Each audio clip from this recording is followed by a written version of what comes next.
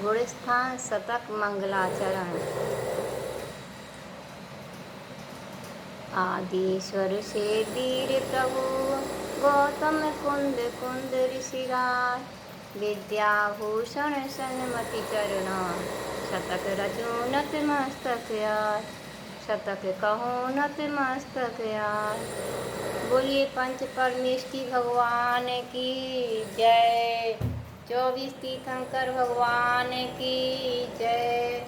परम पूज गुरुवर आचार्य श्री विद्याभूषण सन्मत सागर जी महाराज की जय। बंधुओं, गुणस्थान शतक का स्वाध्याय करते हुए मार्गणाओं में गुणस्थान को समझ रहे हैं। अभी तक क्रम से आगे बढ़ते हुए कल हमने दर्शन मार्गणा और लेस्या मार्गणा को समझा था।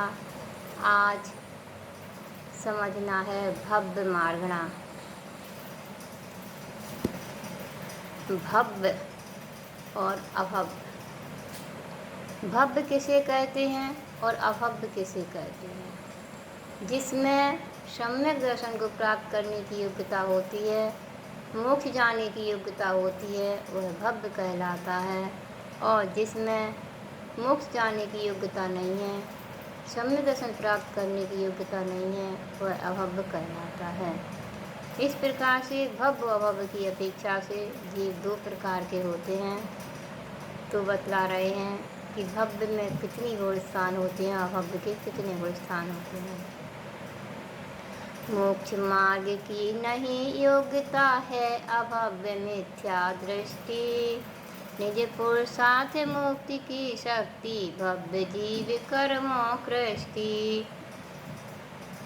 जिसमें मोक्ष मार्ग की योग्यता नहीं है वह अभव्य मिथ्या दृष्टि कहलाता है। अभव्य होता है और उसके सिर्फ एक ही गुण स्थान होता है, मिथ्यात्व गुण स्थान। अभव्य जीव के सिर्फ एक गुण स्थान होता है, मिथ्यात्व गुण स्थान। निज पुरुषार्थ मुक्ति की शक्ति, और जिसमें मोक्ष प्राप्त करने की शक्ति है, पुरुषार्थ पूर्वक जो मुनि बन करके तपस्या कर श्रेणी का आरोहण करके मोक्ष की प्राप्ति कर सकता है, वह भव्य कहलाता है।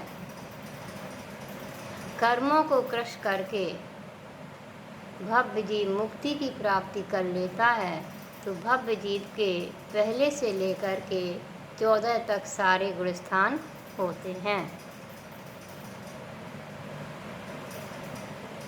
अब आगे कहते हैं सम्यक्त मार्गणा।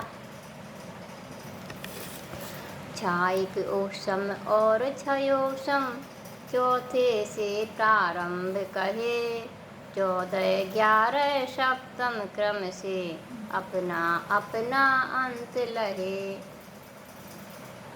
सम्यक दर्शन 3 प्रकार का होता है, छायक सम्यक दर्शन, ओषम सम्यक दर्शन और क्षयोषम सम्यक दर्शन।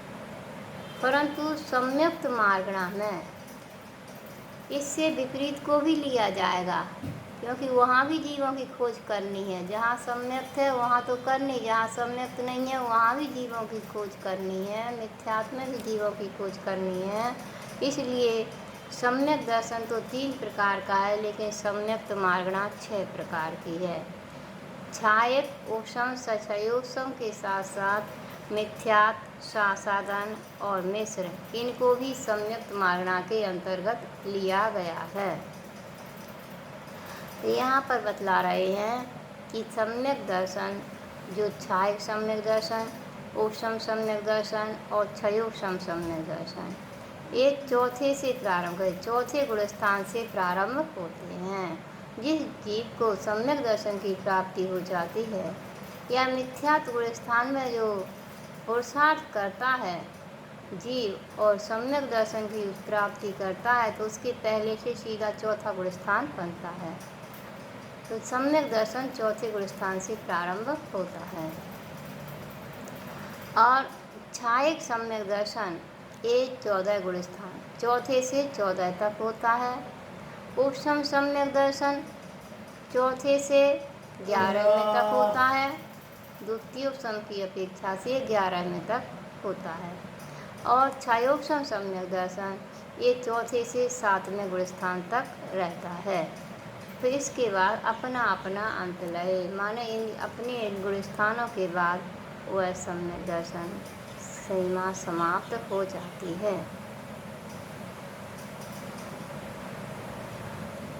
आगे सम्यक मार्गणा के अंतर्गत जो सासाधन मिश्र मिथ्यात् सासाधन मिश्र को कहा गया है उसके बारे में कहते हैं।